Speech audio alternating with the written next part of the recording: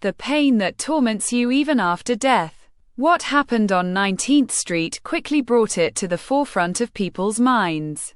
I went to Annie's grave. The cause of her death was listed as being killed in a supernatural accident. I turned to her and said, "You were more useful alive." I hurried. I was angry with you. The arrival of those ugly sights had nothing to do with you.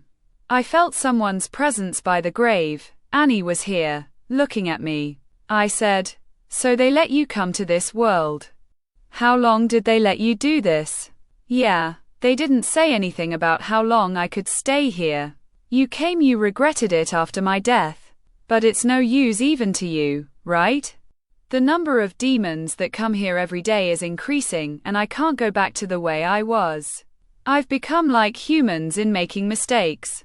But it's good for me that your soul can be here. As we understand it, demons are entering this world through their servants. All kinds of demonic creatures in human and non-human forms are seeking to dominate this world. I myself have had a friendly meeting and chat with several of them." Annie said with a laugh. "A friendly chat?" "Yes, a friendly chat. What exactly did you want to do?" "The guys became suspicious of you because of the forces that they felt around your blood and this area, from the gates that opened, the circles of spells and magic. I found a book and 2 necklaces. The first book and necklace can connect demons and goblins to this world, and the second necklace is anti-demons and goblins and can keep them away from their owner. I had forgotten to put it on my neck that day." I said, "So if you had dropped it, maybe you would be alive now." "I think so. There are forces that can hurt me.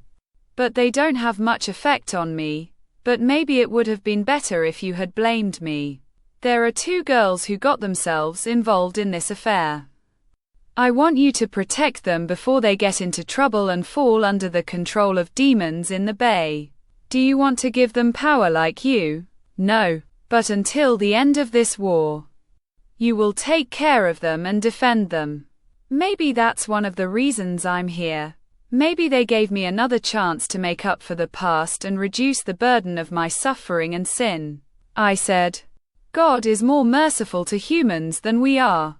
I have no hope of returning, but maybe you and those girls will have a better fate." I went with Annie to her place. I felt a force around and inside the house. Annie said, "There is no second necklace. Did something happen here?" Then he opened the part of the wall where the necklace was hanging and took out the book and the first necklace. I said, "Very clever. Normal people would not think of looking for a book inside the wall, and the demons would react to the second necklace as soon as they got close to it and run away." Annie pointed to the broken window. "This happened. Someone touched this necklace. The necklace should be in its place, but it is not. So someone else was here, someone the necklace did not react to, a human. Those 2 girls? I don't think so. Maybe my father or mother. No one else comes and goes in this house. Our maid has been gone for a while." We started looking around the house. Annie went to her mother's room. The room had changed and many of her mother's belongings were missing. She guessed that their emotional separation had finally turned into an official and permanent separation. And this time she had sparked it with her death. Tears flowed from her eyes and she said, "My parents rarely saw each other because of their jobs and long trips. I had a nanny and a maid.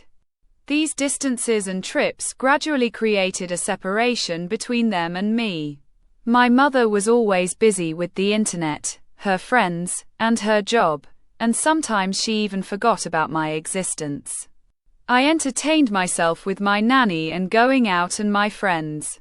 My father was also rarely home because of his business trips to different countries." She went to her library and took out a photo from a book. A photo of herself with her parents.